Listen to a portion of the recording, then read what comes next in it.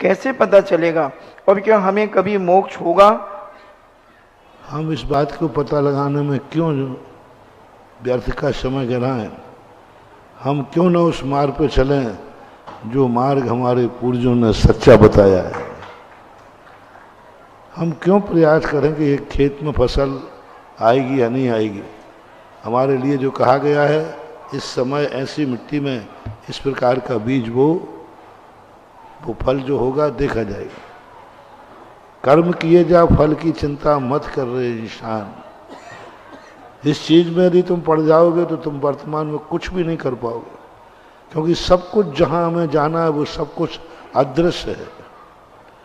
जब तक हमें दिखेगा नहीं हम चलेंगे नहीं, और वो तुम्हें कभी दिखना नहीं है। ये संसार कोहरे के समान है। घर में बैठे बैठे सोचते रहे कोहरा बहुत है, कोहरा बहुत है, कहीं नहीं जा पाओगे। कोहरे में निकल पड़ो, तुम जैसे चलते जाओगे आपको 4 हाथ का रास्ता दिखता जाएगा और आप आगे बढ़ जाओगे,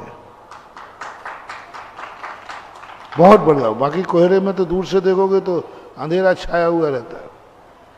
पिछली बार जब कानपुर जा रहे थे इसी आगरा से, तो आगरा के पहले स्थान पर रुके, बहुत जम का कोहरा था। तो सब लोग सोचते बना ऐसे कोहरे में कैसे चलोगे? हम कहे चलो, कोहरे में ही रास्ता मिलता है। बढ़ते गए, रास्ता मिलता जाता है। इस संसार का ना अपन अंत पा पाएंगे ना आदि पा पाएंगे। बस हमें पहला कदम रखते ही हमें और हमारे हितैषियों का क्या निर्णय है। भगवान बनाए काहे के लिए जाते? इसलिए तो बनाए जाते कि हम जो कर रहे हैं उससे मेरे भगवान खुश हैं क्या? बनाए किस लिए जाते? गुरु, मैं जो कर रहा हूँ गुरु के खुश है कि नहीं? क्यों बनाए जाते हैं? माता पिता क्यों होते हैं? इसलिए कि बेटा सोचता है जो मैं कर रहा हूँ मेरी माँ खुश है कि नहीं।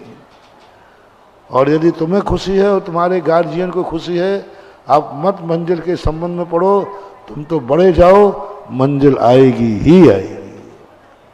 क्योंकि हमारे कार्य से हमारा गार्जियन, हमारा उपास खुश है, प्रसन्न है। अर्पण जैन इंदौर से पूछते हैं, नमस्ते महाराज जी, जब हमारे यहाँ सूतक पातक आदि लगता है तो क्या हम साधु संतों की, त्यागी व्यक्तियों की वैयावृत्ति आदि कर सकते हैं क्या? नहीं कर सकते।